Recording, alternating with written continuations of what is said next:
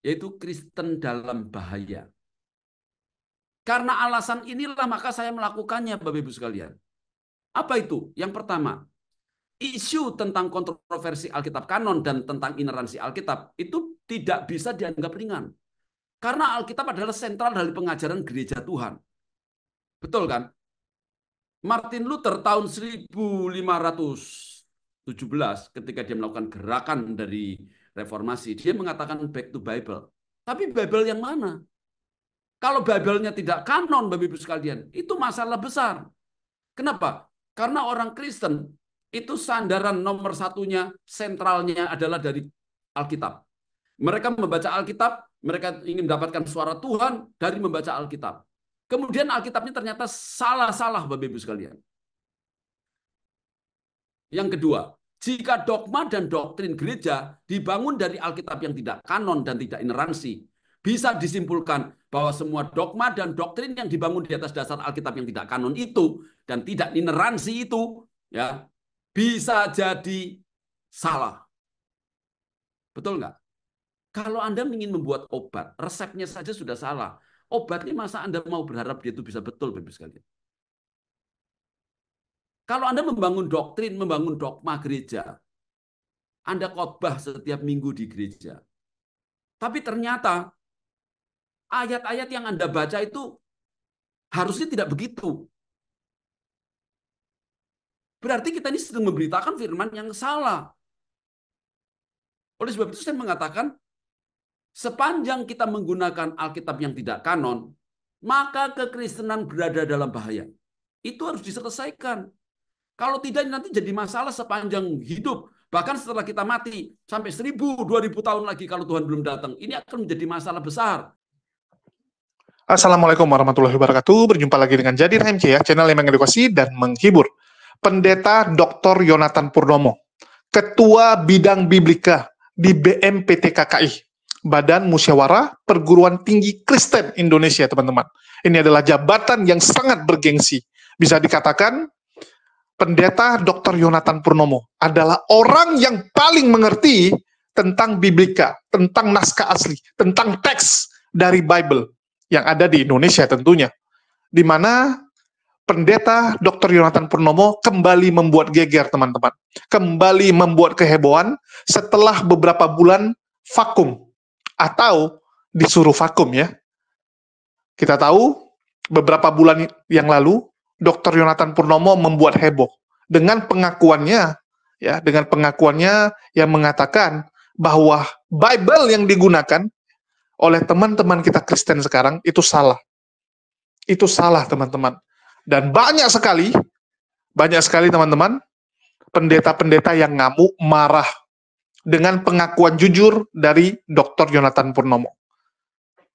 Dan kita tahu selama beberapa bulan Dr. Yonatan Purnomo menghilang, ya mungkin kena sidang ya, mungkin kuat dugaan kena sidang, disuruh diam dan sebagainya.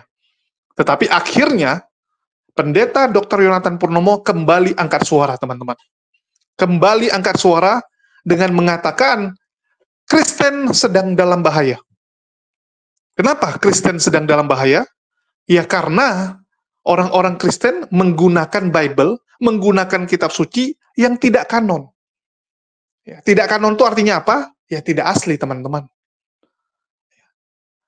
Martin Luther dulu koar-koar bahwa kekristenan harus back to Bible. Martin Luther mengatakan kekristenan sekarang sudah kacau. Karena yang dijadikan pedoman bukan hanya Bible, bukan hanya kitab suci, tetapi tradisi suci dan magisterium. Artinya, Paus sebagai pucuk pimpinan juga punya otoritas seperti kitab suci, teman-teman. Itu membuat Martin Luther melakukan yang namanya reformasi. Dan teman-teman kita Protestan itu meneruskan semangat protes dari Martin Luther yang mengatakan bahwa magisterium dan tradisi suci itu tidak boleh dijadikan landasan. Landasannya harus Bible. Tetapi perlu kita pertanyakan, Bible ini dari mana? Kan begitu. Kalau teman-teman Katolik selalu ngomongnya gini, Bible itu kan produk dari magisterium, produk dari tradisi suci. Duluan ada tradisi suci, duluan ada magisterium, baru ada Bible. Bible itu diciptakan, dikanon oleh bapak-bapak gereja purba. Artinya apa? Bible itu aja buatan orang. Kenapa orangnya sekarang nggak mau kamu gunakan? Kamu mengatakan magisterium salah, artinya produk dari magisterium juga salah. Itu dalil yang digunakan oleh teman-teman Katolik untuk menentang klaim dari Protestan yang mengatakan tradisi suci dan magisterium salah. Sekarang yang jadi pertanyaan, kalau Martin Luther dan teman-teman Protestan mengatakan back to Bible, sekarang Bible yang mana? Kan begitu. Bible yang mana yang kalian mau jadikan landasan? Menurut Yonatan Purnomo, kalau kita back to Bible tapi menggunakan Bible yang salah, Bible yang tidak kanon, Bible dari hasil tambal sulam yang dibuat oleh tangan-tangan yang kita nggak tahu siapa, bagaimana mungkin? Ya, bagaimana mungkin ini bisa menjadi landasan utama? Bagaimana mungkin Bible ini bisa menjadi dasar iman dari kekristenan? Malah, kalau Bible ini ternyata tidak kanon, seperti yang ditemukan dari hasil riset Pendeta Dr. Yonatan Purnomo, artinya iman teman-teman Kristen itu semua salah. Itu semua salah. Karena kalian beriman kepada kitab suci yang salah. Kan begitu.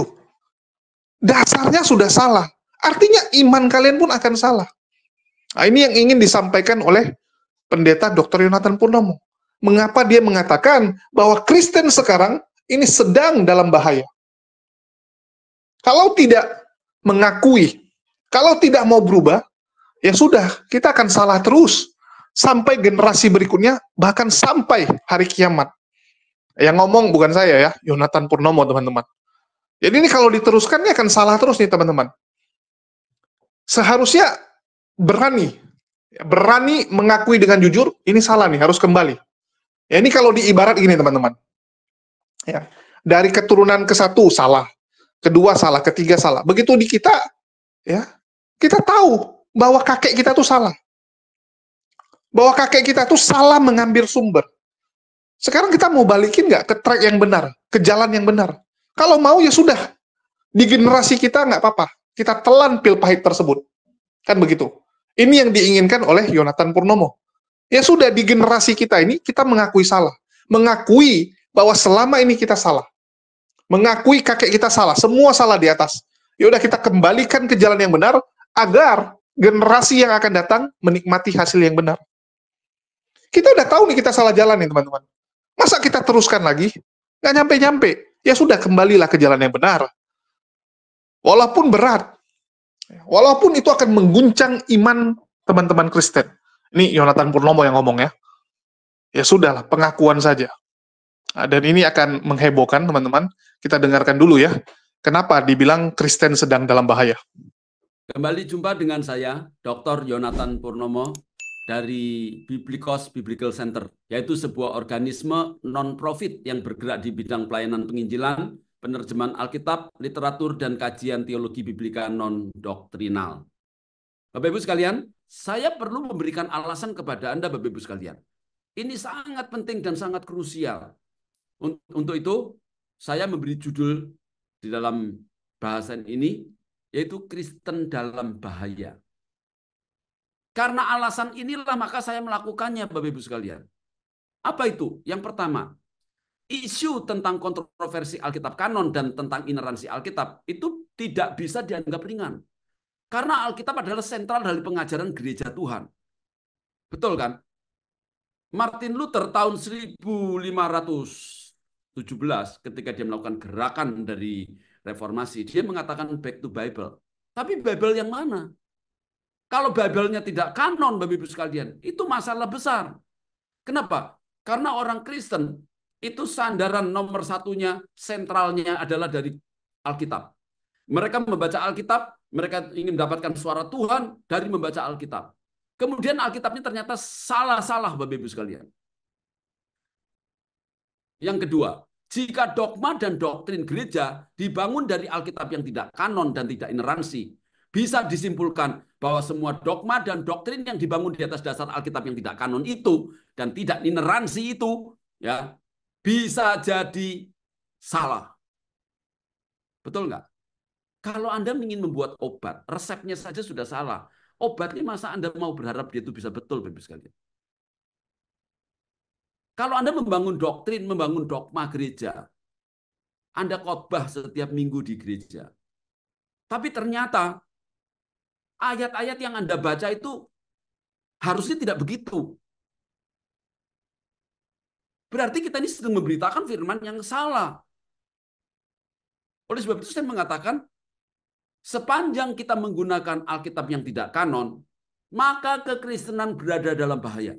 Itu harus diselesaikan. Kalau tidak nanti jadi masalah sepanjang hidup. Bahkan setelah kita mati, sampai 1000, 2000 tahun lagi kalau Tuhan belum datang. Ini akan menjadi masalah besar. Oleh sebab itu kita sekarang mendapatkan kemurahan daripada Tuhan. Kalau kita bisa mengungkapnya, kenapa kita tidak mengungkap dan kita membetulkannya? Yang ketiga, jika dogma dan doktrin yang diajarkan oleh gereja-gereja adalah salah, maka akibatnya akan mengguncang iman Kristen dan umat Tuhan, Bapak Ibu sekalian. Ini adalah tanggung jawab daripada semua sinode, semua gereja, juga semua STT yang ada, bahkan Anda sebagai umat Tuhan. Nah, kalau Anda sudah mendengarkan hal ini, Anda renungkan. Kalau Anda pandang omongan saya ini betul, Bapak Ibu sekalian, coba bicarakan kepada Anda punya gembala, kepada Anda punya dosen, kepada Anda punya pimpinan. Berikan video ini. Silakan diuji ulang. Kalau terbukti salah, Anda tidak usah dengarkan saya lagi. Tapi kalau benar, harus kita tindak lanjuti. Jangan sampai berlarut-larut orang masuk dalam satu kesalahan. Yang keempat, adalah tragis jika gereja yang katanya dipimpin oleh Roh Kudus, perhatikan, semua gereja percaya kalau mereka itu dipimpin oleh Roh Kudus. Tetapi bagaimana mungkin orang yang katanya dipimpin oleh Roh Kudus, tetapi tidak tahu kalau Alkitab itu tidak kanon dan tidak ineransi, Bapak Ibu sekalian. Bahkan menurut saya lebih tragis lagi adalah jika sudah tahu Alkitab tidak kanon, sudah tahu Alkitab tidak ineransi, tetapi masih juga dipertahankan untuk digunakan. Bukankah seharusnya begitu tahu ini tidak kanon, itu ditinggalkan, Bapak Ibu sekalian. Berpaling kepada Alkitab yang kanon dan nah, ini Bapak Ibu sekalian, itu penting bagi kita. Karena kalau tidak Bapak Ibu sekalian, ini akan menjadi masalah yang berlarut-larut. Bukan hanya melemahkan iman kita di dalam tubuh gereja, di dalam komunitas orang Kristen sendiri, tetapi bahkan juga bisa keluar. Itu menjadi serangan-serangan kepada orang Kristen karena kita menggunakan Alkitab yang tidak kanon. Jelas, Alkitab yang tidak kanon itu banyak masalahnya. Semua masalah, pertanyaan-pertanyaan yang seharusnya tidak ada itu datang dari Alkitab yang tidak kanon. Nah, sepanjang 2000 tahun sejak berdirinya gereja Tuhan di bumi, itu tentang keilahian Yesus itu sudah dipertanyakan, Bapak Ibu sekalian. Kalau Anda membaca Alkitab ya, full dari Matius sampai Wahyu, terutama di dalam tulisan-tulisan Rasul Paulus, Anda akan menemukan banyak sekali ayat-ayat yang menjelaskan banyak orang yang tidak percaya dengan keilahian Yesus. Terutama yang datangnya dari orang-orang Yahudi yang masuk Kristen. Tapi karena saya tidak bicara itu, saya hanya membuktikan teks-teks yang salah, maka saya tidak bahas di sini, Bapak sekalian. Mungkin lain kali di lain kesempatan ya. Dalam hal ini, Bapak Ibu sekalian, ada dua hal yang perlu Anda ketahui sebagai orang Kristen. Ini hal penting sekali berhubungan dengan Alkitab kanon dan Alkitab ineransi. Yang pertama, banyak orang Kristen yang tidak tahu tentang istilah dan perbedaan antara Alkitab kanon dan tidak kanon. Ini benar, Bapak Ibu sekalian. Saya ini sudah berjumpa dengan banyak orang. Bahkan yang sekolahnya sudah doktor. Mereka tuh sepertinya asing. Ya kata kanon tahu sih, tapi maksudnya kanon itu apa? Itu menjadi pertanyaan besar. Selama ini orang menganggap semua Alkitab itu kanon. Tapi mereka tidak tahu yang dimaksud kanon itu apa. Saya jadi ingat sebuah peribahasa dari Chinese yang mengatakan begini. Ceciran, erpu ceci soiran. Tahu begitu tetapi tidak tahu kenapa begitu. Tahu begitu tetapi tidak tahu kenapa begitu. Nah, ini kan orang tuh harusnya kalau tahu begitu, harusnya tahu kenapa begitu. Betul kan? Itu namanya pengetahuan yang lengkap. Lah kalau cuma tahu begitu tetapi tidak tahu kenapa begitu, itu tahunya setengah-setengah. Nah, kita mau belajar firman Tuhan, kita mau belajar yang lengkap Bapak Ibu sekalian. Supaya kita tidak mudah dibodohin sama orang dan kita tidak mudah disesatkan sama orang. Kalau tidak, kita tidak tahu apa-apa. Kita ada persoalan-persoalan begini, kita bingung sendiri. Dan itu sudah terjadi, Bapak Ibu sekalian. Berapa banyak orang yang akhirnya itu meninggalkan Tuhan gara-gara dia tidak percaya lagi dengan Alkitab yang dia baca. Yang kedua, karena mereka itu tidak tahu, maka kebanyakan orang Kristen menganggap semua Alkitab yang mereka miliki adalah kanon. Padahal tidak semua Alkitab yang beredar di dunia ini adalah kanon. Jadi mulai sekarang saya minta kepada Bapak Ibu sekalian, mulai memikirkan, mulai menanamkan di dalam otak kita. Di dunia ini ada Alkitab yang kanon, ada yang tidak kanon. Jangan berpikir bahwa semua Alkitab itu sama saja. Semuanya kanon. Tidak, Bapak Ibu sekalian. Ada Alkitab yang kanon, ada Alkitab yang tidak kanon. Nah, kewajiban Anda sekarang ini adalah mencari tahu Alkitab Anda itu kanon atau tidak. Oleh sebab itu saya membuat acara ini. Saya ingin tunjukkan kepada Anda bagaimana menguji setiap ayat, ini kanon atau tidak, ini kanon atau tidak. Nah, semoga ini akan menolong kita semua, bukan sekedar menjadi Kristen, tetapi menjadi orang Kristen yang betul-betul berpengetahuan, betul-betul mengenal Alkitabnya, dan bisa mengenal Yesusnya melalui Alkitab yang kanon. Jadi yang ketiga, pengertian kanon itu apa, Bapak Ibu sekalian? Nah, pengertian kanon itu sudah saya bahas di dalam episode yang pertama. Pada bagian yang keempat tentang Alkitab kanon dan tidak kanon. Bagi Bapak Ibu yang belum menonton, silahkan nonton lagi yang di episode pertama bagian yang keempat. Terutama tentang Alkitab kanon dan tidak kanon. Tapi kali ini Bapak Ibu sekalian, saya ingin mengulang sedikit. Karena kita tuh bicara tentang kanon, banyak orang yang tidak tahu, saya harus mengulang-ulang. Jadi mohon maaf ya, kalau Anda sudah mendengar di sana, kemudian di sini saya masih ucapkan lagi, saya sedang menanamkan kepada Anda. Diulang-ulang supaya Anda itu bisa menjadi agen-agen kebenaran juga. Supaya Anda setelah mendengar berapa kali diulang-ulang, Anda nanti juga bisa memberitahukan kepada teman-temanmu, saudara-saudara seiman yang lain tentang apa itu Alkitab kanon dan tidak kanon. Nah, di sini saya berikan 4 kriteria yang kemarin sudah saya jelaskan. Yang pertama, Alkitab yang kanon itu harus dibuat oleh gereja melalui konsili. Konsili waktu itu, Bapak Ibu sekalian, yang besar itu 393 di Hippo, kemudian sekarang di Aljazair ya. Kemudian tahun 397 itu diadakan di Kartago. 405 di Kartago, 419 di Kartago. Saya punya data-datanya, bahkan kanon-kanonnya saya punya, Bapak Ibu sekalian. Nah, satu gereja saja tidak boleh. Harus melalui konsili. Nah, waktu itu yang membuat itu adalah gereja mula-mula yang memiliki teks autografnya, teks aslinya. Karena waktu itu gereja mula-mula itu memiliki teks aslinya, maka dia bisa mengkanon. Kalau salinan ini salah, dia tahu karena bisa dicocokin dengan yang asli. Kalau benar, dia juga tahu. Oh, ini yang sudah benar berarti itu kanon. Nah, sekarang Bapak Ibu sekalian, perusahaan-perusahaan, terus kemudian perorangan-perorangan, lembaga-lembaga, dia tidak punya aslinya. Gereja saja kalau tidak konsili tidak boleh. Tapi sekarang ini banyak orang itu membuat sendiri-sendiri dan orang tidak tahu itu kanon atau tidak kanon. Sekali lagi Bapak Ibu sekalian, saya ingatkan, saya di dalam seminar saya yang bulan 5, kalau Anda belum mendengarnya, Anda silakan dengar yang di bulan 5. Waktu itu saya mengadakan bersama-sama dengan BMPT KKI. Nah, di situ saya membahas tentang otoritas. Coba, kalau Anda ingin membuat paspor, Anda tidak bisa pergi ke Samsat. Anda tidak bisa pergi ke Dispenduk. Anda tidak bisa datang ke BPN. Samsat itu urusannya itu SIM. Dispenduk itu urusannya KTP.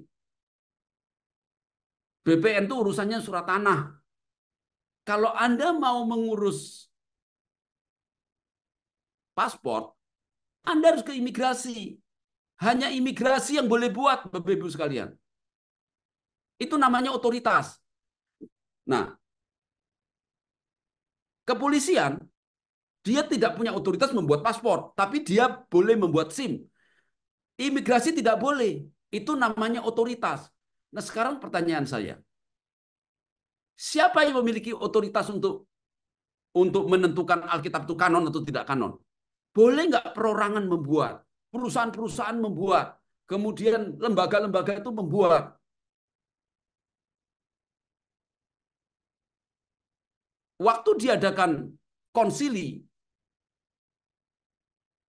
itu yang memiliki teks yang asli hadir. Oleh sebab itu tidak ada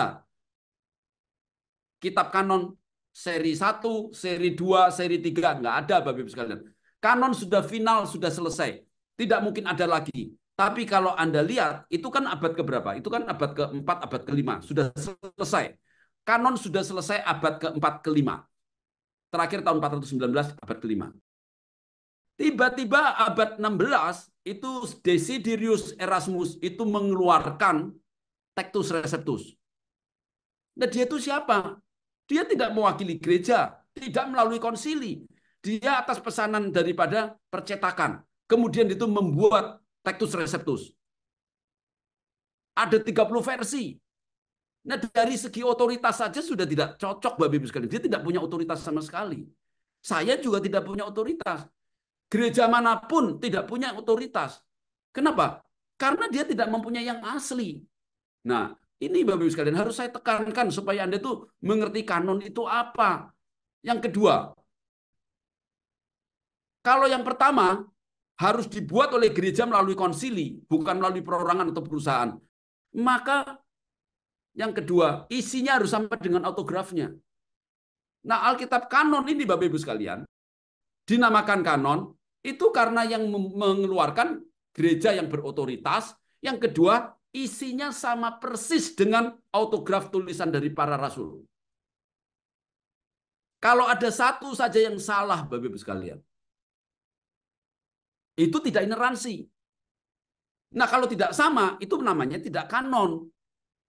Kalau yang dikeluarkan oleh gereja, pasti kanon. Cuman waktu itu kan nggak ada percetakan, Bapak Ibu sekalian. Orang kan nulis kan, maka ada kemungkinan salah. Nah, kalau sampai salah, berarti tidak kanon. Tapi kalau benar semua, itu kanon. Nah, itu nanti menjadi persoalan di dalam teologi modern. Itu konsep atau kriteria tentang kanon itu berbeda, Bapak Ibu sekalian. Nanti saya bahas nanti ya. Yang ketiga, kalau isinya sudah sama, berarti tidak mungkin salah. Tidak akan ada kesalahan dalam Alkitab kanon. Yang keempat, karena tidak ada kesalahan, tidak perlu adanya revisi-revisi atau perubahan-perubahan lagi. Jadi empat ini harus menjadi kekuatan kita, Bapak Ibu sekalian. Untuk menguji sebuah Alkitab itu kanon atau tidak. Satu, harus dibuat oleh gereja melalui konsili. Dua, isinya sama dengan autografnya. Ketiga, tidak ada satu kesalahan sama sekali. Yang keempat, tidak ada revisi atau perubahan-perubahan. Nah, sekarang Anda bandingkan dengan Alkitab yang sekarang muncul di modern. Textus Receptus itu dibuat oleh Desiderius Erasmus dan percetakan Proban. Itu saja sudah tidak kanon, Bapak Ibu sekalian, karena yang mengeluarkan itu perorangan sama perusahaan, bukan gereja.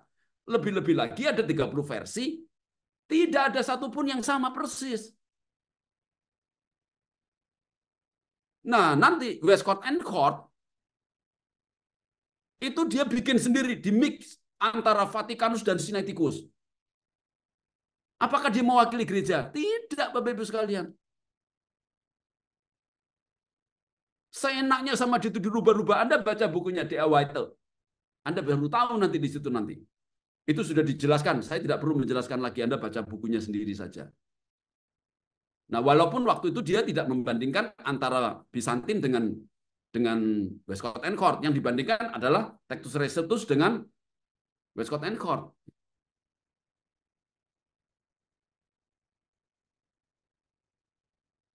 Nah, jadi Bapak Ibu sekalian, kalau Anda mengerti tentang Alkitab kanon ini, Anda akan mengerti Alkitab yang tidak kanon itu tidak dibuat oleh gereja melalui konsili. Isinya tidak sama dengan otografnya. Yang ketiga, banyak sekali kesalahan. Ada yang sampai 6.577. Kemudian, karena banyak salah direvisi terus dan berubah-ubah terus. Nah, kalau begitu Bapak-Ibu sekalian, Anda harusnya sadar. Ya. Kita harusnya sadar. Kitab ini tidak kanon. Lah, kenapa kita pakai yang tidak kanon? Oke? Nah, jadi Bapak-Ibu sekalian, ini nanti akan menjadi perbedaan persepsi atau perbedaan definisi tentang kanon zaman sekarang. Saya dalam hal ini itu sedikit berbeda dengan pandangan daripada apa yang diajarkan di STT-STT. Saya beberapa waktu yang lalu saya bicara dengan satu orang dosen, ya, katanya dia itu ahli biblika. Kemudian saya tanya, kanon itu apa?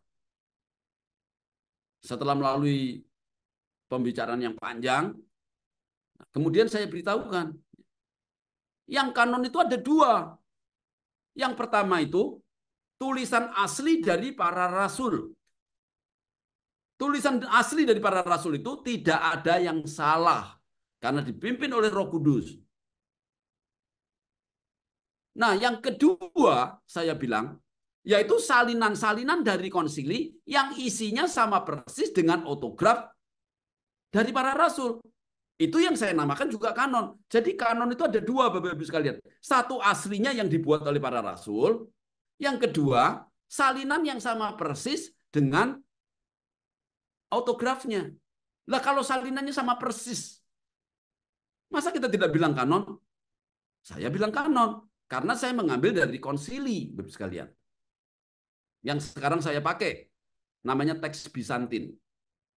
Nah, tapi definisi pada umumnya di STT-STT, terutama yang dari barat, Bapak-Ibu sekalian ya, dia itu hanya mengakui autografnya saja.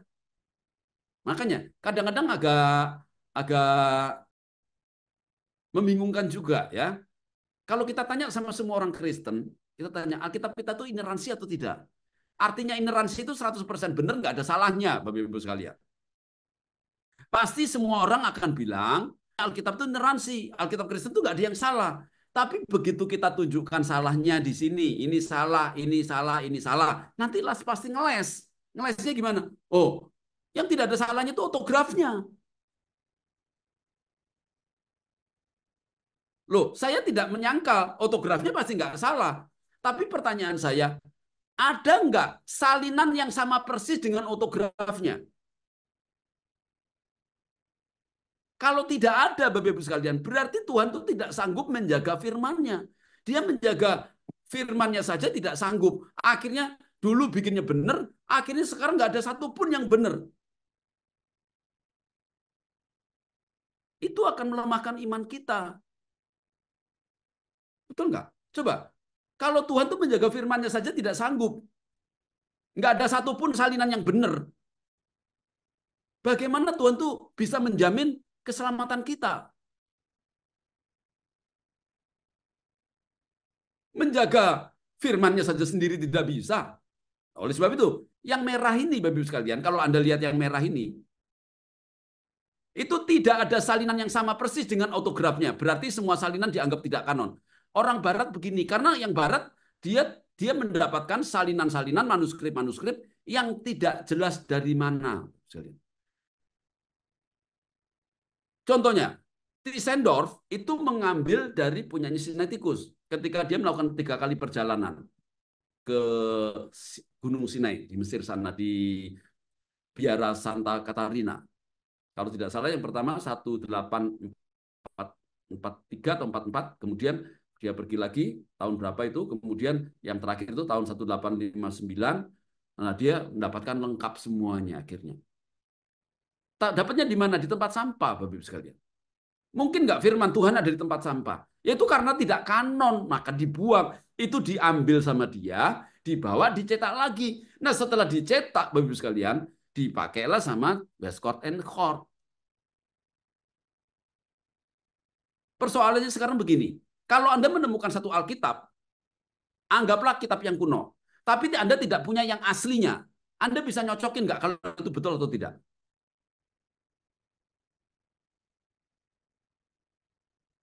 Nggak bisa kan? Saya pun juga tidak bisa, Bapak Ibu sekalian. Kalau saya menemukan sesuatu, tapi saya tidak tahu yang aslinya bagaimana, saya tidak tahu ini sama nggak dengan aslinya, saya tidak tahu. Oleh sebab itu, gereja waktu itu membuat yang namanya itu pengkanonan Alkitab. Nah, saya tidak perpanjang lagi, Anda belajar sendiri. Ya, saya hanya membukakan wawasannya saja, Bapak Ibu sekalian. Jadi jelas ya teman-teman, yang ngomong ini bukan saya. Ini yang harus saya pertegas nih. Yang ngomong Pendeta Dr. Yonatan Purnomo. Jangan ngamuknya ke saya. Jangan ngamuknya ke saya. Saya cuma membantu Dr. Yonatan Purnomo menjelaskan kepada teman-teman agar kalian kembali ke jalan yang benar. Ya, sekali lagi. Kalian harus tahu bahwa yang kalian imani ini ternyata salah. Kalau kalian kan memang hanya menggunakan produk. Kalian cuma sebagai pemakai, penikmat. Kalian nggak tahu ini dari mana asalnya, kan begitu. Sama seperti misalnya kalian disuruh pakai handphone. Atau disuruh pakai kosmetik. Kalian nggak tahu ternyata handphone ini radiasinya tinggi. Produk yang kalian pakai ini produk yang membahayakan kalian. Kalian kan nggak tahu. Yang kalian tahu cuma pakai. Dan di sini sudah dikasih tahu ini bahaya. Jangan lagi dipakai. Dikasih bukti-bukti ini bahaya. Kosmetik yang kalian pakai mengandung merkuri. Memang dia membuat wajah kalian kilat. Membuat jerawat hilang. Tapi berbahaya. Ada merkurinya. Udah disampaikan seperti ini. Kalau kalian nggak mau dengar juga, ya saya no comment teman-teman ya. Saya hanya membantu Pendeta Dr. Yonatan Purnomo untuk mengungkap hal ini, karena saya tahu perjuangan beliau akan susah, akan banyak orang-orang yang membungkam beliau, akan banyak tangan-tangan yang sengaja menutup ini semua, supaya apa? Supaya kebenaran jangan terungkap. Dan mohon maaf, saya akan terus membantu orang-orang yang mengungkap kebenaran, supaya ini tersampaikan. Kalau nggak, kasihan teman-teman. Kasihan jeripaya Pendeta Dr. Yonatan Purnomo yang sudah melakukan kajian tersebut. Jadi bagi teman-teman, renungkan kembali. Benar nggak kitabnya ini benar? Kalau memang kitabnya salah, artinya imannya salah. Udah selesai. Karena salah, ya, salah teks, salah dasar iman tuh kacau. Saya ambil contoh gini. Ini teman-teman mungkin lebih gampang ya. Ada ya pesan mengatakan kepada kalian, Uniriva makan daging kores. Wih, Uniriva makan daging kores. Artinya Uniriva kanibal, teman-teman. Memakan daging si kores. Orang langsung berpikir bahwa Riva kanibal gitu kan. Semua orang yang membaca teks itu dan orang-orang yang menjelaskan kepada generasi berikutnya akan menggambarkan Uniriva sebagai kanibal. Karena dia makan daging kores. Padahal teks aslinya, Uniriva makan daging bersama kores. Bersamanya hilang, teman-teman. Hanya karena kata bersama hilang, Uniriva dicap kanibal. Bayangkan, inilah bahayanya kalau salah teks, salah kitab. Seseorang yang sebenarnya bukan sang pencipta, jadi dianggap sang pencipta. Padahal dia manusia, dia utusan, tiba-tiba jadi sang pencipta. Karena salah membaca. Dan itu banyak sekali dasar-dasar yang salah. Kita ambil contoh. Bagaimana mungkin Tuhan itu dianggap sang pencipta? Itu Tuhan. Memang dia sekarang terjemahannya atau teksnya jadi Tuhan. Tapi itu hanya penambahan huruf H. Arti Tuhan di zaman dulu, ya itu adalah Tuhan. Tiba-tiba kok jadi sang pencipta? Ini kan ada konspirasi. Kalau kita bilang memang ada konspirasi yang sengaja mengubah teks-teks ini dengan tujuan tertentu. Ada tangan-tangan jahat, kalau kita bilang. Ada tangan-tangan yang benar-benar ingin membuat perubahan di negara kita ini. Ini ngeri, teman-teman. Hati-hati. Ya. Dan sekali lagi, sebenarnya saya kurang suka ya bahas-bahas ginian. Walaupun beberapa teman-teman, beberapa netizen bilang, Bang, pembahasan seperti ini yang seru gitu. Sehingga mereka tahu kebenaran. Sehingga mereka tahu teks aslinya. Kan begitu. Ya, kalian yang enak, saya yang mampus, teman-teman. Saya katakan, saya kurang suka bahas gini, karena di awal tahun saat saya membongkar pernyataan Dr. Yonatan Purnomo, saat saya membongkar pendeta Gilbert Lumondong, itu saya diserang habis-habisan. Banyak sekali Polikarpus dan laskarnya yang dendam. Banyak sekali pengikut yang sebelah itu yang geram, ngamuk, dan menghalalkan segala cara untuk membinasakan saya. Jadi kalau kalian nanya, Bang, udah hajar gitu kan? Ya, kalian ngomong hajar enak. Saya yang babak belur, teman-teman. Sebenarnya banyak sekali data-data saya, banyak sekali bukti-bukti saya ya tentang kebusukan demi kebusukan yang ada di sebelah, teman-teman. Banyak sekali semua data saya. Cuman saya kadang-kadang pertimbangkan, ini perlu dikeluarkan nggak? Karena saya harus melihat juga, ini serangan balasan dari sebelah gimana? Jangan kita bongkar-bongkar, besok kita yang mati sendiri. Begitu kita dilaporkan, ya, begitu kita diserang, ya udah tanggung sendiri. Tanggung sendiri. Contoh nih, kayak sekarang ya, kembali kan, dilaporkan. Bolak-balik, Jakarta Medan, bayar pengacara. Terus teman-teman pada bilang apa? Ya, resiko lu lah bro, siapa suruh lu gitu. Sampai dibilang gitu, resiko lu. Ya udahlah, telan sendiri gitu. Jadi bukannya menyemangati, malah ya buang badan semua. Dari sini membuat kita berpikir gitu kan, ini kita lagi ngapain? Apa mending kita debat-debat saja, karena memang debat lebih disukai daripada membongkar. Orang lebih suka itu tusuk-tusuk sedikit ya, tusuk-tusuk halus kalau saya bilang, daripada bongkar-bongkar. Dan memang ini ngerinya, teman-teman. Dan salah satu ya, ini contoh materi yang saya miliki, ini fresh ini teman-teman, baru kemarin dikirimin ke saya. Itulah yang membuat saya sedang menghubungi beberapa teman-teman di gereja. Dan ini permintaan maaf dari pendeta Gilbert Lumondong, tapi bukan masalah membandingkan zakat ya. Ini bukan membandingkan zakat, tapi yang lain. Jadi pendeta Gilbert itu ketahuan, teman-teman. Ketahuan, ya. Ini perlu nggak saya bilang ya? Jadi dia sedang membuat satu jurnal, ya, di mana jurnalnya itu ternyata mengcopy, kuat dugaan ya. Kuat dugaan jurnalnya itu adalah hasil kopi dari Pak Doni Sitorus. Ya, dari hasil kopi Pak Doni Sitorus, dan kita punya bukti-buktinya, nanti saya tampilkan ya. Doni Sitorus punya gimana, punyanya pendeta Gilbert gimana, tanggal diterbitkan kapan. Kan ketahuan gitu. Kalau ada dua yang sama, tentu saja yang asli yang duluan, kan begitu. Yang asli yang duluan pasti. Nah, tapi itu nantilah di lain konten. Tapi di sini kalian bisa baca, saya pendeta Gilbert Lumondong dengan ini mengklarifikasi terkait dengan artikel yang dimuat di jurnal ilmiah Syntax Literate edisi Februari 2022, di mana penulis di sana tertulis nama saya dalam kursus penulis pertama dan Dr. Junifrus Gultom penulis kedua. Sehubungan dengan informasi bahwa saudara Doni Sitorus adalah penulis sebenarnya, ya, informasi bahwa Doni Sitorus adalah penulis sebenarnya, dan artikel tersebut merupakan paper yang bersangkutan yang pernah diserahkan untuk tugas kuliah di STT Glo, karena yang bersangkutan pernah kuliah S3 di STT Glo, maka klarifikasi saya adalah sebagai berikut. Sekitar tahun 2022, saya mengambil kuliah Dr. Junifrus Gultom, mata kuliah Collegium Theologiscum di STT Bethel Indonesia. Di STT Bethel Indonesia ada ketentuan bahwa tugas akhir atau paper harus dikirimkan dan dimuat ke jurnal. Saya memberikan topik dan poin apa yang akan saya tulis ke staf saya untuk dielaborasi dan memuat nama beliau di jurnal tersebut. Saya dapat menegaskan bahwa Dr. Junifrus Gultom karenanya tidak mengetahui peristiwa ini. Posisi Dr. Junifrus Gultom berada di Vancouver, Kanada pada waktu itu.